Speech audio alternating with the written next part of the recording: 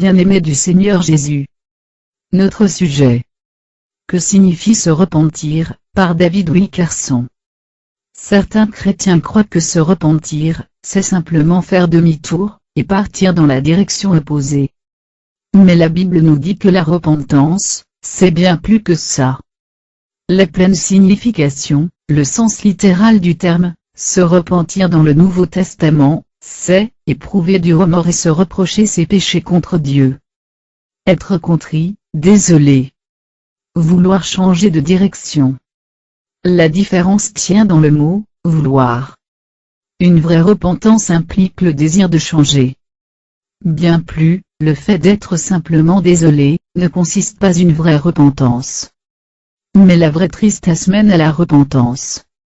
Paul a déclaré, en effet, la tristesse selon Dieu produit une repentance à celle dont on ne se repent jamais, tandis que la tristesse du monde produit la mort. 2 Corinthiens 7, 10. Paul parle ici d'une tristesse qui est sans regret sur la vie passée, une tristesse qui est sincère, qui colle à la vie de la personne repentante. Ce type de tristesse selon Dieu, produit naturellement une repentance qui amène à la haine du péché, à une juste crainte de Dieu et à un désir de changer tout ce qui est mal.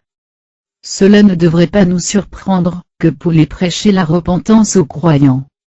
Il a délivré un puissant message de repentance aux chrétiens de Corinthe.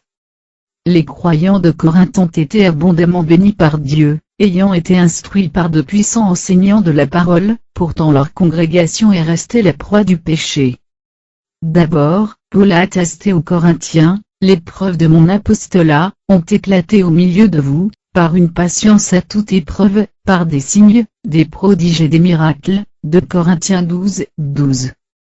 Mais ensuite, Paul leur a dit très directement, car je crains de ne pas vous trouver, à mon arrivée, tel que je voudrais, verset 20. Quelle était la crainte de Paul? C'était la suivante, je crains qu'à mon arrivée mon Dieu, ne m'humilie de nouveau à votre sujet, et que je n'ai à pleurer sur plusieurs de ceux qui ont péché précédemment, et qui ne se sont pas repentis de l'impureté, de l'impudicité et des dissolutions auxquelles ils se sont livrés, verset 21. Ce berger au cœur tendre aimait sans compromis les saints de Corinthe. Il savait qu'ils avaient été bien enseignés sur le fait que vivre dans ces péchés flagrants était mauvais. Il leur dit, quand je viendrai parmi vous, vous me verrez courber la tête de chagrin. Mes yeux se rempliront de larmes, et ma voix sera emplie de tristesse.